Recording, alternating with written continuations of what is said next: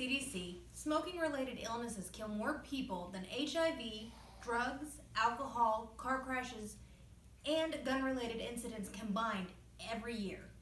That's one-fifth of every death in the United States. There have not been many studies done in the United States, but in the UK, they've done several different studies by 6 different health organizations that say vaping is 95% safer than smoking. I smoked for 13 years. In October 2018, I quit smoking and have never gone back. I have now switched to vaping and been able to wean myself down to 0 nicotine. Today, I'm going to talk to you about the harm of smoking, the studies done in the UK about vaping, and the money you could save by switching. There are other harms than just the illnesses that smoking causes itself. According to the CDC, smoking makes different illnesses have different outcomes if you smoke with them, besides actually just creating them. 2 out of 4. If you smoke, you are 2 to 4 times more likely to have a stroke or coronary heart disease. There are other lung diseases besides just lung cancer.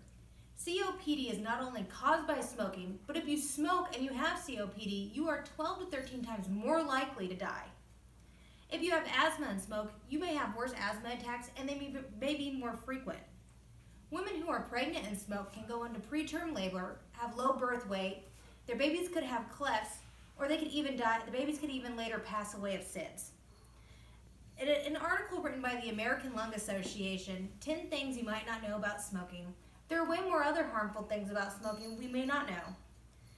Smoking causes macular degeneration in young people. So if you smoke, you might become blind or have bad eyesight at a younger age. It also causes loss of blood flow. So people with type 2 diabetes sometimes have problems with their feet and their legs. Some even have to have them fully or partially amputated. Ectopic pregnancy, which is when an egg goes into a woman's body where it's not supposed to be and can really hurt or even be fatal to a woman, is way more common in smokers. Smokers have lower bone density, so they are more likely to break bones. Rheumatoid arthritis is not only caused by smoking, which is a chronic inflammatory disease in your hands that also make your hands swell and make your bones have deformities. Not only is caused by smoking, but can make you get it at a younger age. If you're trying to conceive, you don't want to smoke because it can create fertility issues. Then there's the one we already know. You remember the commercials about the gum disease. Secondhand smoking is also not good for the people around you, especially if they have asthma. You could be making it a lot worse. There are lots of other negative things besides the health aspect to this. Did you ever notice people who smoke smell really bad? I mean, you might not be able to smell it, but people around you who don't smoke sure can. It makes your teeth, your tongue, and your whole mouth yellow. It stains your mouth, so even when you brush it, the chemicals and tar is still there. Don't worry, once you quit smoking, you get some of the health benefits back. In less than 1 year, your chances of a heart attack decrease by quite a bit. In 2 to 5 years, you are just as likely to get a stroke as a person who doesn't smoke. In 5 years, the chances of getting cancer are cut in half. Let's go on to vaping. I do not encourage anybody who does not smoke to start vaping. According to Matt Ridley, in an article he wrote in the Wall Street Journal in October 2019, vaping started in the early 2000s when a Chinese scientist wanted to find a substitution for smoking so that he didn't die of a lung disease like his father had. Now it has become widely popular, not only in the US, but in the UK. The US hasn't done many studies on vaping, and what they have done wasn't even necessarily nicotine vaping. In 2019, we had 33 people die from what the media called vaping.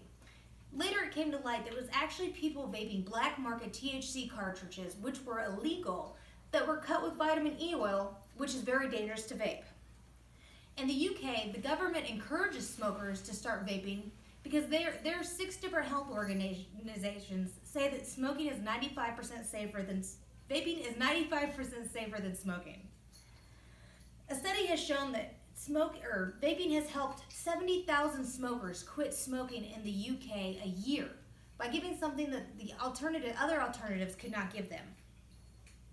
In the UK evidence update of May 2020, Their survey said that the young adults smokers are down 15% in the last 10 years. Only 1% of vapors, they say, are people who haven't previously smoked. When you vape, you're using the same hand motions, so it makes your brain think that you're actually smoking, which is why it works better than the other alternatives. You can start out at a higher nicotine that cigarettes give you and then lower all the way down to 0.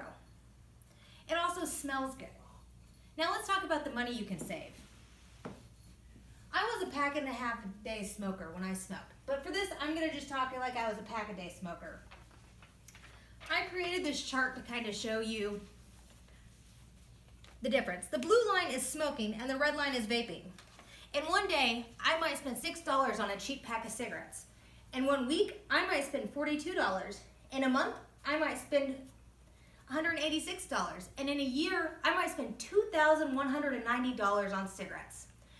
Now, vaping seems a little pricey at first because you gotta buy a device. You could buy a device like mine for $50 and get a bottle of juice, which you might need to buy once a week for $15. You also will need to buy coils every other week. So the first day you start vaping, you might spend $65. In the first month, you might spend $118. Every month after that, you will only spend $68 a month. So in a year, you'll only be spending $866. So if you do the math, you could probably save around $1,324 by switching to vaping.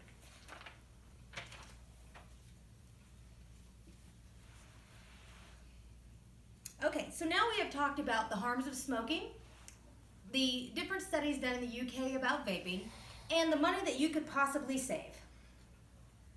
Now that you know this, if you or somebody that you know smokes, maybe you could give them this information and help them quit. You might be the encouragement they really need. I don't ever advise anybody who doesn't smoke just to pick up vaping. It is still really addictive, and I do not suggest anybody under the age of 21 to vape or smoke. I smoked for 13 years, and if I can quit by switching to vaping, anyone can.